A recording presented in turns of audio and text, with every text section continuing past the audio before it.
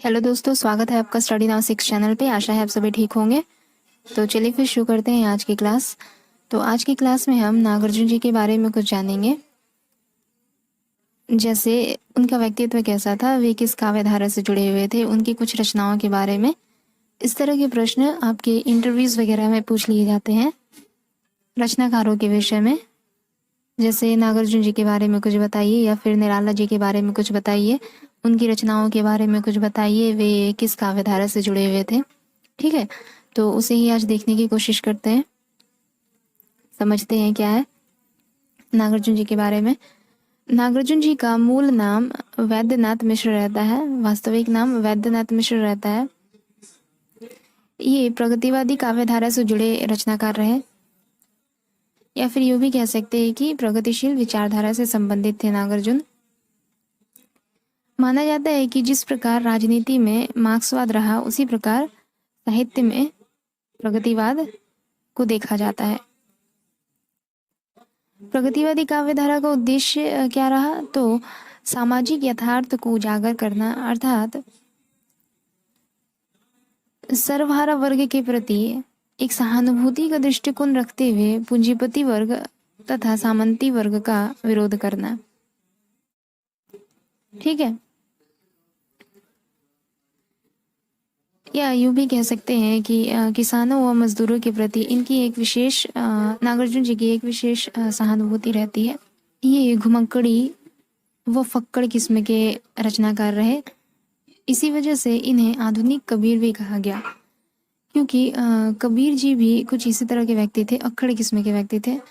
अतः जो अक्खड़ होता है, जो व्यक्ति अक्खड़ होते हैं, वे किसी भी चीज़ की परवाह नहीं करते, किसी की भी परवाह नहीं करते। एक तरह से वे हर गलत चीज़ का विरोध खुलकर करते हैं, बिना किसी डर के।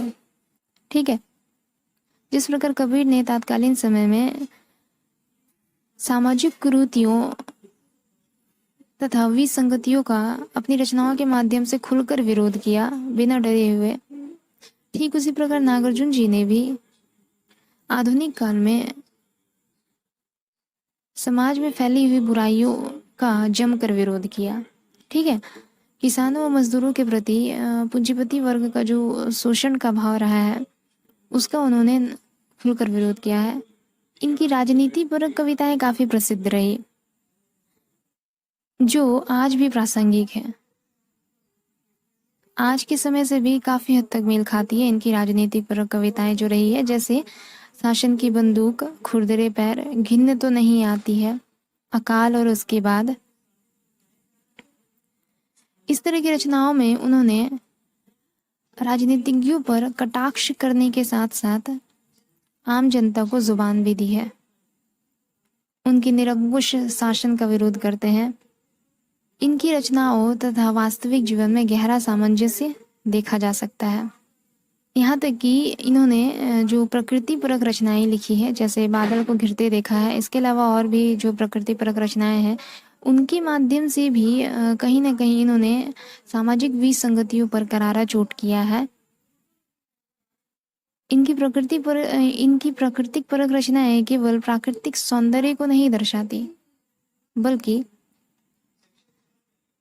समाज में फैले हुए विषमताओं का भी हमें दर्शन कराती है। ठीक है, इनका जन्म 30 जून 1911 ईस्वी को होता है।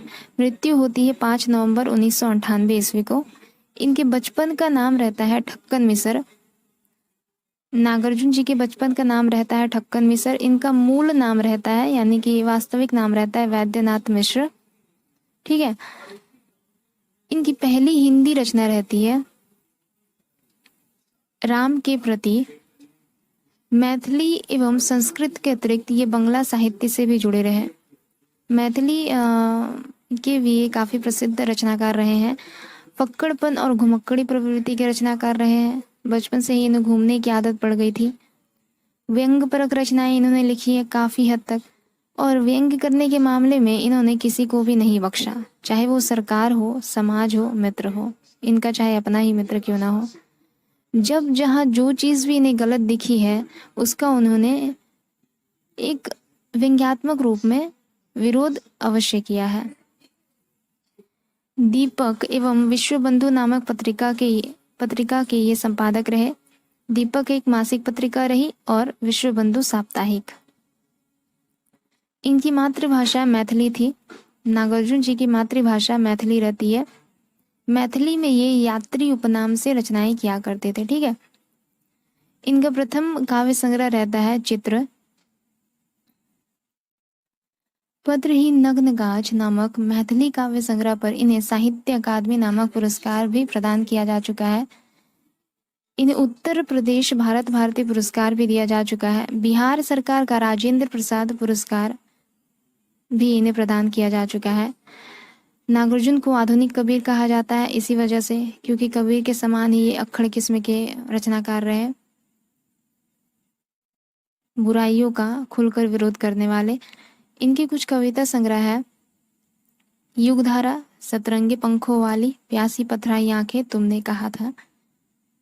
इनके द्वारा रचित उपन्यास है रतिनाथ की चाची, बलचनामा, बाबा बटेश्वर नाथ।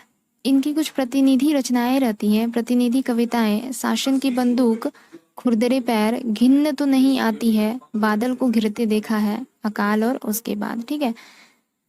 ये बादल को घिरते देखा है, ये एक प्रकृति परक रचना है जिसमें उन्होंने प्राकृतिक सौंदर्य को उद्घाटित किया है, किंतु कहीं ना कहीं ये सामाजिक विषमताओं का भी हमें दर्शन करवाती है। ठीक है। अगर आप इतना भी जान लेते हैं नागार्जुन जी के बारे में, आपको इसमें से थोड़ा बहुत भी याद रहे और आप अगर इंटरव्यू में बोलते हैं तो उतना ही काफ़ी रहेगा। ठीक है। तो अगली क्लास में जल्दी मिलेंगे, और अगर आप लोगों को हमारी क्लास अच्छी लगे तो लाइक, शेयर और सब्सक्राइब ज़रूर कीजिएगा। धन्यवाद।